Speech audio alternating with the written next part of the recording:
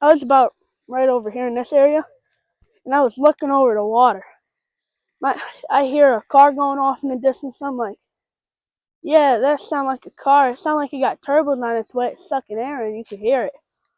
And then he was like, no, it's a bike. And then the police siren started going off like crazy. So he sets his bow down right there. We were just walking through here. He sets his bow down. I stand right here looking over the water for fish because we were bow fishing. He goes right there. He gets his earbuds out of his pocket. He got the thing ready to pull up. And then the minute he put one of those earbuds in, boom! The thing hits about right here in this area.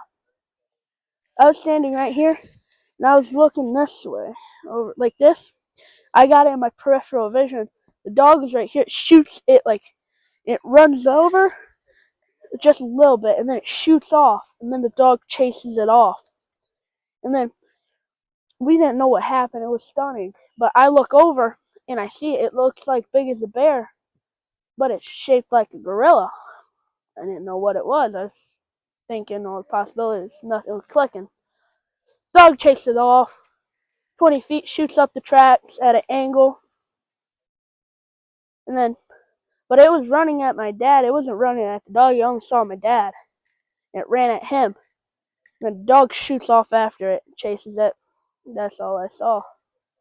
It was moving so fast you couldn't see the legs at all.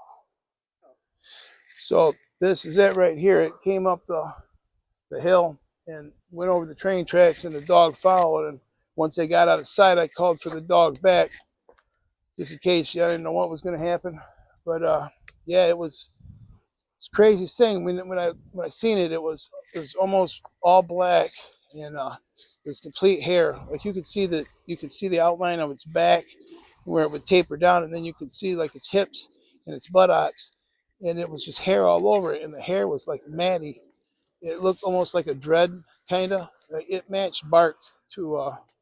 It looked just like bark, but it was hair. But the way it laid, it would make them look invisible in the forest. Like we didn't know what was happening to the very end. So like I seen all the trees shaking. I figured it was like a bunch of deer because we've been down here since I was a small child, and we jumped deer up all the time. Well, the amount of shaking that was happening, I thought we jumped a whole herd of deer up. So it was all right. By the time we got out of here and finally got to the vehicle, that's when everything kind of really set in. Like, because the whole time I'm thinking, I'm like, what is indigenous to here that's going to climb up a tree and jump out of a tree this big?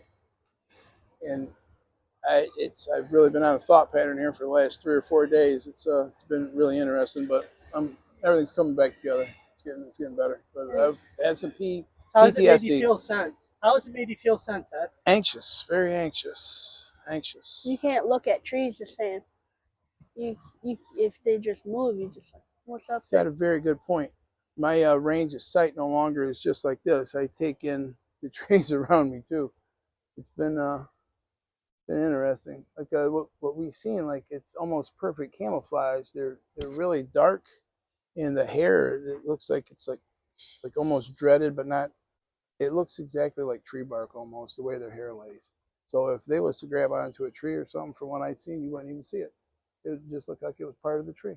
Like you look up at them trees and you see bumps on them trees and then the crotches and everything, you wouldn't even know.